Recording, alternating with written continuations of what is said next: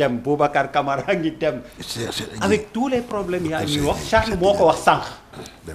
on trouve le temps de la politique yaa ko wax ne toog nañ ci 5 jours les gens étaient suspendus à la constitution d'un gouvernement te gouvernement bi mu ñëwee on a vu que c'était pour régler des problèmes purement politiques les changements qu'on attendait en tout cas n'ont pas eu lieu yéen jot na tamit yéen a ngi ni ñuy wax coalition bi ñu ngi ronqi duggal comment est-ce que vous faites dans ce contexte-là pour continuer à faire de la politique politicienne Bas boo bëggee nga njëkk tontu bu la neexee nga. non je crois que man damay njëkk a jël et puis ratax ci affaire immigration clandestine. mais très rapidement non très rapidement. oui très rapidement.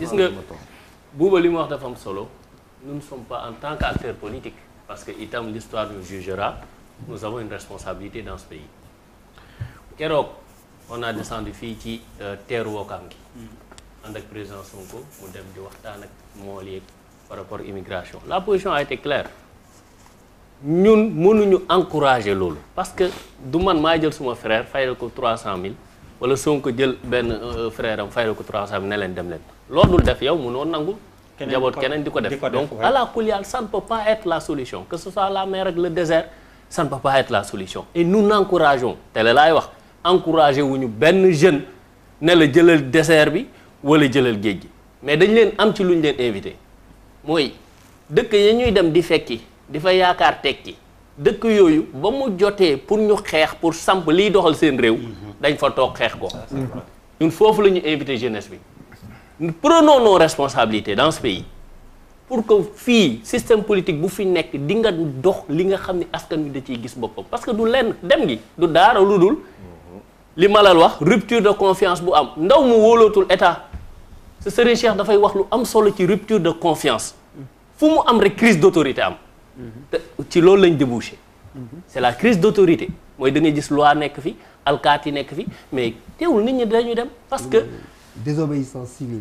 non moi je dirais pas désobéissance civile parce que c'est beaucoup plus large que ça mais crise d'autorité mooy yow tey jii boo yoree sa njaboot sa kër nga koy wax la nga koy wax doyatu ko ci nopp bi lay yem wóolootu la parce que jàpp na ni yow mënatoo ko assurer ci kër gi mais boo waxee mu fël bunt bi dem donc ci foofu lañ toll te vraiment dañuy ñaan loolu mu yem fi mais nag pexe yi mooy ñun ndaw ñi ñoo nar a war a toog fii ci réew mi jàkkaarloog nguur gi ne leen milliards yi ñuy dégg diw ak diw di ko lekk dem te dara du ko ci fekk nañ ñu génne suñu ay milliards licence de pêche ressources yi ñu am mooy géej pétrole beeg or beeg zircon beeg ñi nga xam ni dañ koy jël jox ko ay nit ñuy génne te duñu rendre compte benn sénégalais dafa war a dàq te loolu si on a cette jeunesse mobilisée on va régler ce problème mu féete bor donc loolu laaj doon wax beneen bi par rapport à en fait à l'approche politique nous tooguñu rek ne dañ en fait jëluñu temps bi ne dañuy politique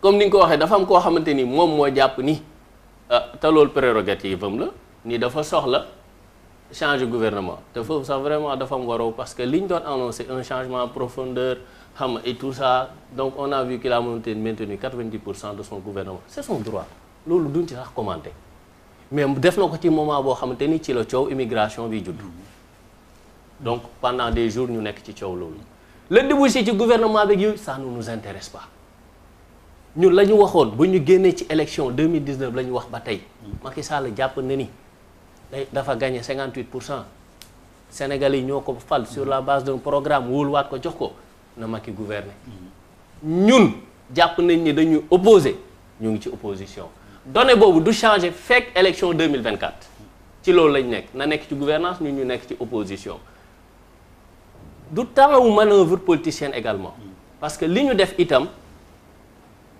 mooy lu toj seen coalition bi mais si je peux parler non du ma ne lu ko toj parce que parti lañ keneen ku demit parti nga ña fa des itam parti lañ te vraiment ànd nañ ci ànd bu rafet. mais coalition ngeen. mais toj na. waaw mais coalition lañ évidemment. oui amoon nañ coalition bokkoon nañ ci coalition. mais moomuñu coalition bi. oui mais ba mu jotee waa xaaral nañ waxante mais dëgg vous étiez réunis sur ci ay et ça war na leen neex sax. non vous étiez les figures de pro. waaw loolu moom xëy na lu ñu yàlla defal la. voilà mais tamit n'empêche on demeure un parti politique.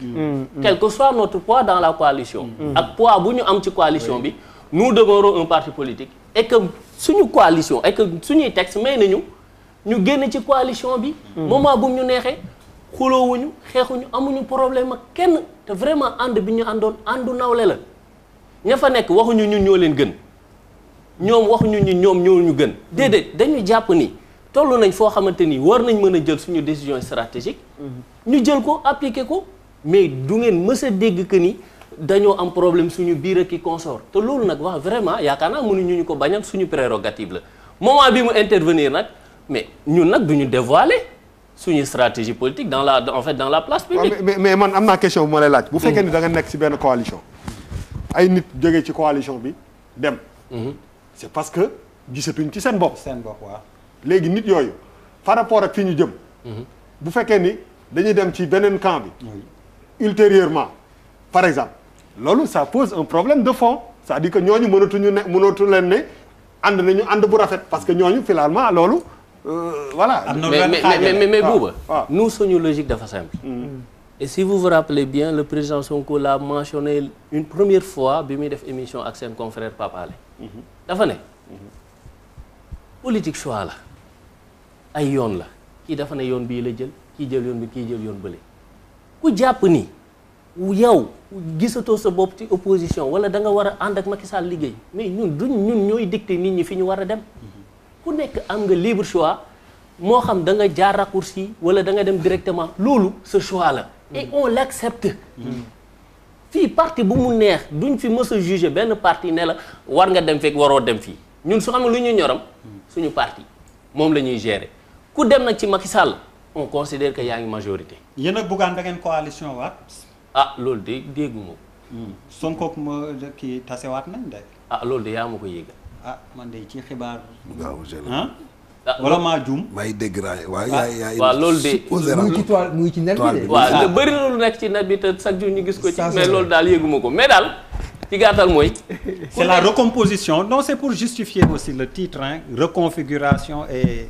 non mais man de loolu moom yaa ma ko yéegal te bëri na kii mu ne mu ngi ci toile bi mu ne bëri na lu nekk ci toile bi tamit kiiwul donc li am solo daal mooy parti lañ am nañ suñu façon doxalin on reconnaît aux autres partis leur façon de marcher du ñu dicter kenn lan nga war a def mais suñu principe daal lenn la nous restons dans l'opposition ki nekk ci pouvoir bi nag forcément day jàkkaarloog opposition.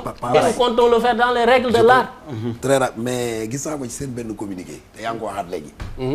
les conduites et les choix politiques des autres ça ne nous intéresse pas là vous cessez de faire de la politique je regrette. c'est quoi la politique alors. Écoute c'est vague chacun peut avoir sa définition. attendez non dama ko lire seen communiqué non déedéet dama ko lire seen communiqué nga waxaat ko. ñu ne la. même soo ànd ak nit. ci politique ngeen bokk coalition mu dugg sa biir coalition nga ne opposition. kooku rocc ko moomuñu ko. non kay kooku rocc ko ngeen ànd dama ne ngeen ànd. xam naa coalition yàgg na bi ngay xam coalition yow xam nga kañ laa xam coalition boo bokkoon. la coalition yaakaar 93. 93. ngeen am coalition de. coalition yaakaar laaj ko moom. tout moo xam. y avait le MSU dans cette coalition. kon xam naa luy coalition. mais il faut loolu aussi les conduites yow xam naa doo d'accord les conduites et les options des autres nous devons en discuter nous en tant que citoyens vous en tant que parti politique. amuñu lu ñu xamoon kay amuñu lu ñu xamoon non dama lay wax na déedéet danga ma dagg non may ko dama koy wax gis nga dafa am solo démocratie jeu la xam nga luy jeu bi les acteurs ce sont les partis politiques ou bien les mouvements ou coalitions et les mouvements qui les constituent l'arbitre c'est le peuple et c'est au peuple de juger ñun principe boobu noonu ci la ñuy dox juger wuñu benn moroom parti peuple bi nga xam ni parti boobu ci moom lay dem pour laaj ko wala waxtaan ak moom peuple boobu mooy juger. c'est juste mais c'est ça la démocratie. Félix li mu wax. c'est ça la en fait loolu la ñu am ci politique. attendez mais aussi. déglul Félix nous en tant que opposition. par exemple man su ma nee opposition. c'est-à-dire que l'option la conduite ñëwaguñ ci prise par Idrissa Seck kenn war ko critiquer. loolu bu la neexee c'est une mauvaise conduite c'est pas conforme à la morale. non ñoom it stratégie lañ teg. boo gisee bi affaire boobu amee sax dañu génne communiqué. waaw non loolu la Ousmane Sonko signé nañ ci maandu. on a cette posture là parce que loolu la et on l'a toujours dit on dictera jamais aux partis politiques leur conduite à tenir. mais suñu parti nag wax dëgg yàlla ni ñu war a doxalee tamit kenn duñu ko dicté. kenn duñu ko dicté. encourager n'importe quelle conduite. non li mu wax quoi xam nga li tax. on va encourager n'importe quelle conduite. mu ne Papis lu mu wax. civilité politique. c'est une civilité politique. peut-être yow. xëy na dafa am fu ngeen xalaat ni dañ leen doon xaar malal. dafa am fu ñu leen doon xaar ñu paajal gars yi. kenn fekku leen fa il faut xam nga moo tax ma xalaat civilité politique war na am quoi par rapport ak réalité bi.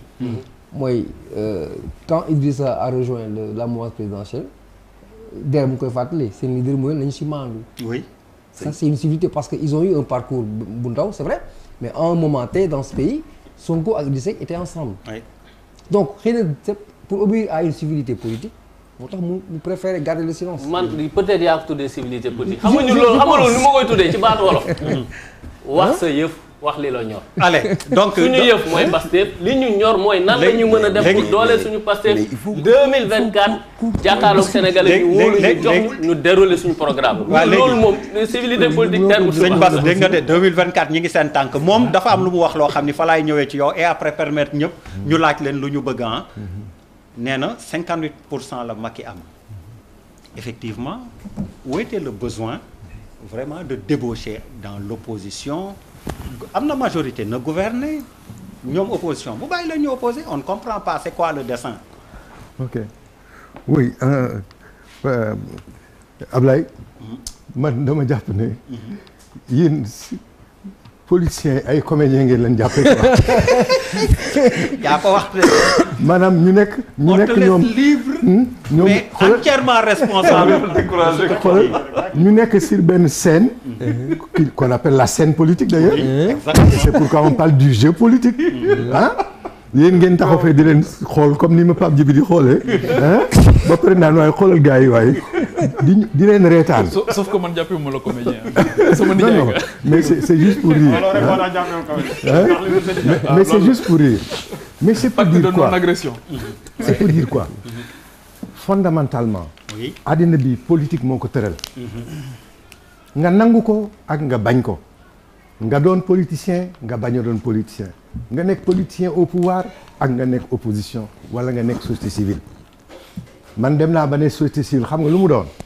je l'ai dit en 2005 à Cotonou au Bénin gars yi bind ko ci résolution ne lii mosuñ ko dégg ngeen baal ma quoi dama ne la société civile c'est une autre manière de faire la politique.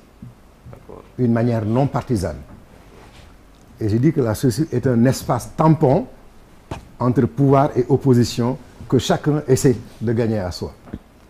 Bouba Diop mu ngi may dégg professeur dafa taxaw ne Ablaye Bathily nga foon ak yeneen homme politique yu bëri Sénégal dañ taxaw c'était en 2005 dañu bëgg nga répéter li nga wax ñu dugal ko pour que nit ñi xam ne lii doon na une définition bu ñu mën a téye ci société civile. Pour man ñun ñëpp on est des hommes politiques. ñu nekk ci parti ak ñu bañ a nekk ci parti. yéen ñi toog fii sax vous êtes des hommes politiques parce que le fait simplement que ngeen di apprécier nos actes politiques di wax en bien ou en mal di suggérer que nañ rectifier lii nañ def lii mais c'est une prise de position politique. On est tous dans ce jeu-là.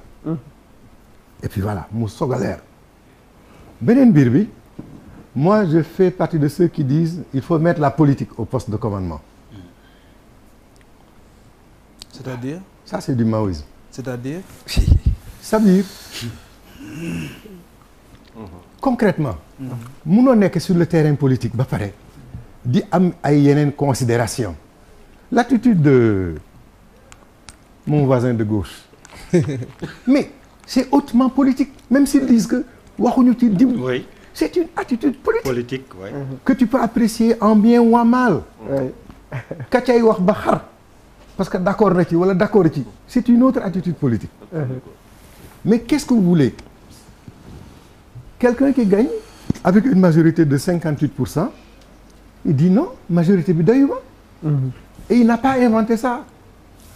ñu ko fi jiitu ñëpp ba ñu toogee ber seen majorité gis nañu un moment réew mi calé gis nañu un moment réew mi am ay difficultés. réew mi dafa calé jamono ji. non non dégg dama ne réew mi calé dama ne réew mi am ay difficultés réew mi am ay problématiques yu bees ñu taxaw daal ne nit ñi nañu waxante suñ biir ñu dem seeti ñëpp ñi ñu bokkal d'abord seeti ñeneen ñi et il y a des gens qui le disent bon écoutez bon en tout cas sur le thème des inondations mën nañu ànd sur le thème de la lutte contre le Covid-19 mën nañu ànd sur le thème de la reconfiguration politique mën nañu ànd sur le thème de je vous donne une anecdote boo xam ne elle est tellement drôle en politique et elle est tellement vraie et réaliste en 1996 fekk na président Ablaye Wade il était dans l'opposition dugg na une première fois dans le gouvernement 91 génnaat 93 mu dem élection gañewul mu delluwaat ca nguur ga ca la affaire maître Seyeg yooyu mu daal di toog ba 96 jut mais il nous appelle ñu toog vraiment c'est pas un secret nañu bon écoutez amu leen dara yéen waa And Jëf man mii awma dara opposition bi amuñu dara te ñu war a dem élection locale 96. am lan xaalis wala. moyen pour aller aux élections. Mais l'opposition était pauvre à l'époque. C'est pas comme maintenant. Ah, ça a changé. Mais ça a changé. Ah, elle est riche maintenant. Mais non, ça a changé. Parce il y a que, des opposants riches. Ce que nous appelions classe moyenne, à l'époque, on ne parlait pas de classe moyenne, on parlait de petite bourgeoisie. Maintenant, on parle de classe moyenne. réew mi dafa am nu mu changé. politique am nu mu changé. configuration politique et sociale bi même changé. Et donc mu ne ñu damay dem au pouvoir ñu ne ko ok mu ne mais damay dem pouvoir mais dama leen fay toogal mais opposition bii may jógee tamit da ngeen ma fay toogal presque mu am une entente politique nga xam ne moom saa bu demande rek nit ñi critiqué ko dal ci kawam saa bu demee nit ñi critiqué ko dal ci kawam ñu bàyyi ko mu dem ñun ñu toog dans l'opposition et on a géré mais loolu moo ñu dimbale en 98 bi ñu demee élection législative ba gis ne on était à 49,% bu ñu dajalee li opposition bi yëpp am PS am 50% virgule on dit que mais si on s'allie on bat le PS foofu la déparé waa ànd jëf ñoo ko njëkk xalaat ba ñu paree dañu jóg dem seeti Abdoulaye Wade nekk fokk ñu àndandoo am benn candidat mu naan hé ñu ne ko non yow toogal rek ñun on fait le boulot ci lañ jóg dem seeti LD PIT waxtaan ak ñoom seeti MSU avant ñuy ànd ak Wade ñu assuré wu suñu côté de gauche taxawal suñu pôle de gauche Abdoulaye Wade est allé en l'an 2000 avec un programme du pôle de gauche. Alors moi je pose une question. Mais est-ce que tey jii. yow Benno Bokk Yaakaar nga bokk est-ce que tey jii li ñu permettre opposition bi. donc c'est pour réussir le coup de 2000. en 2024. est-ce que. li ñu permettre opposition li ngeen permettre opposition tey. waaw ñu dugg. waaw est-ce que c'est pour. ñu dugg fan. ñu dugg ci gouvernement ñu dugg ñu fekk ci pouvoir bi. mais c'est pour. xam nga contexte boobu xam nga amul permettre du kenn mooy jox autorisation kenn. boobu c'est une entente bilatérale entre deux partis. deux partis ànd jëf ak PDS dong la. ce sera pas aussi facile que tu le penses. mais non ànd jëf ak PDS vraiment ngir yàlla bu leen dal suma kaw bu leen ma critiquer yéen laa fay toogal. ngir yàlla man tamit la ma fay liggéey dinaa fexe nu ma renforcer l'opposition. et on s'est arrangé. on a travaillé ba ñu proposer loolu. Abdoulaye Wade jël programme du pôle de gauche. signé ko dem gagné. bu ñu yóbbu 2000. mais xam nga lu ma bëgg wax foofu. lu ma bëgg wax foofu may ma lu ma bëgg wax foofu. daaneel noonu. lu ma bëgg wax maa ngi daaneel. mais l'histoire renseigne. exactement l'histoire renseigne sur parce que Charles est satisfait apparemment pensant que le même coup peut être refait. ma ne ko na moytu. Tu ne connais pas ma pensée. Bouba s'il te plaît. Charles je suis désolé xam naa dañuy waxtaan. c'est simplement pour dire que. mais théorie. oui grand Bass jeexalal foofu. c'est simplement pour dire que. une majorité n'est jamais satisfaite de sa majorité. et que li nga xam ne mooy son rôle et sa mission c'est d'élargir tous les jours que Dieu fait sa base politique et sociale. Aller de 58% de gens yu mu àndal dem à 70% à 80%, c'est ça que cherche une majorité. Est-ce que ça veut dire... Une question. Merci. Mais est-ce que moi je vais poser la question autrement. Je suis prêt à y répondre. Non, est-ce que ça veut dire que est-ce que ça veut dire qu'effectivement Idy ne sera pas critiqué par le PASTEF parce qu'après en fait il cherche les moyens pour revenir dans l'opposition après pour aller avec 7 milliards. c'est une question que je pose. mais man dama xam Idi lu mu wax ak waa Pastef. non télé lañ nekk di wax de. non bu parondol bii moom du ma ko nangu. nous maintenons notre posture. on parle avec personne. on discute avec personne. vous avez donné mot d'ordre de critiquer aussi personne. ok day laaj. moo tax ma leeral nag. ok leer na. amul lu ñu waxat amul lu ñu Bassirou bul tas li des ci coalition bi. bul tas li des ci coalition bi. on gagne du temps. bul tas li des ci coalition bi. d'accord Félix Pape tu n'as jamais été indiscipliné. ñoo ngi suñu parti di doxal suñu programme.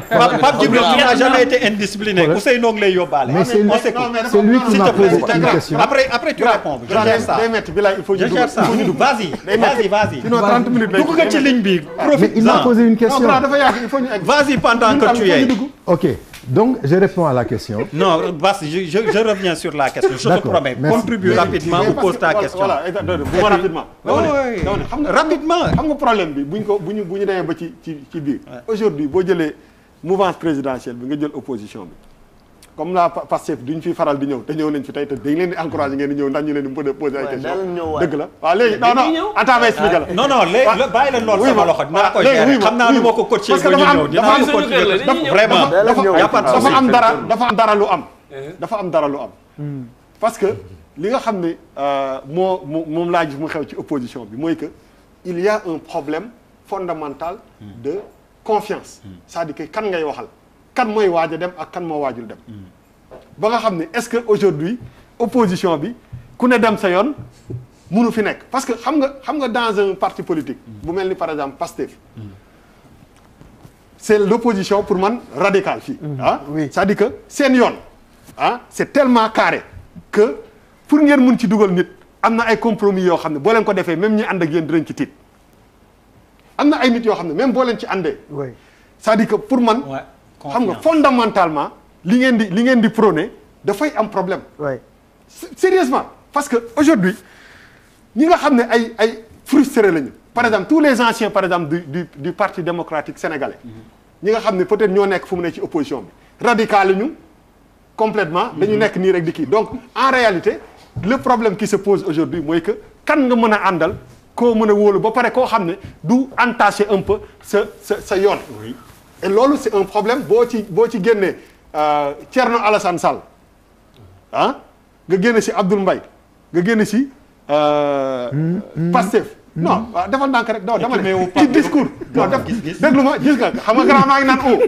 kon baax na am kon ci biir ñooñu sax am na ñu ciy wax koy def Pape Diop ak Malick Gakou waaw mais attends voilà tey jii nii Pape Diop non tey voilà équation Pape Diop Malick Gakou il y a par exemple Bougane il y a un mois quand même Bougane ak kii ak Sonko bu ñu àndeewaat tey pour man après il y a problème non attends rek ànd boobu moom yéen a koy tudd fii mais waaw mais lii damay wax je suis dans en fait dans le message officiel ba fii may toog lii bàyyi ma daaneel man yéegu waaw d'accord mais lii bàyyi ma daaneel yéen a ko jàngal yéen non lii dama tudd ñu bëri dama tuddaale Bougane dama ne ñëpp dama ne tey jii nii est-ce que le problème qui se pose au niveau de l'opposition moom mooy que côté kóolute boobu parce que aussi ay alliance yoo xam ne contre nature la mu la ni kii li ngeen di woote ak kii li mu gëm bokkul ngeen def ko pour massifier rek ça pose un problème. donc booba dogguma la dama lay wax ci lu gaaw principe ñun newuñu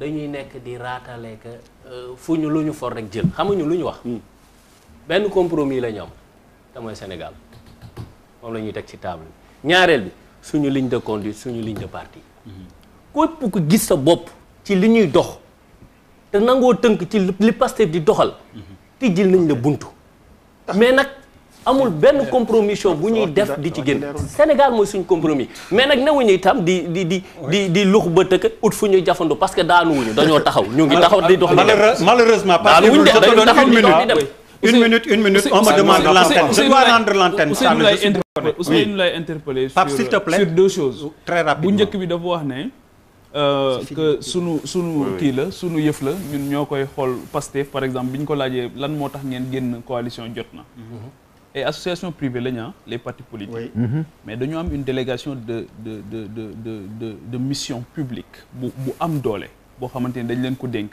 tey jii da ngeen am ay militants am ay sympathisants am ñoo xamante ni sax xëy na ñoo ngi bokk rek ci majorité silencieuse bi ñuy wax entre guillemets ba pare jox leen bopp c'est-à-dire que culture de transparence bi ñuy am ci ñi nga xamante ni souvent ñoom ñooy yor nguur tamit dañ koy am yéen tey jii da ngeen am benn exigence de transparence vis-à-vis des citoyens ba nga xamante ni su ngeen génnee ci loo xamante ni am na ñoo xam dañu adhéré woon rek parce que dañu jàpp ne yéen a ngi bokk ci benn coalition benn dynamique benn idéal boo xam jàpp nañ ne yéen a ko bokk ngeen xëy kenn ku ci nekk dem yoonam je pense que ne au-delà de ku nekk moo xam nu muy tojee bopp dina xam am na loo xamante ni war ngeen ko wax ak askan bi au-delà d'un communiqué laconique leneen li mooy. c'est pas laconique et pas le communiqué. pas la il a été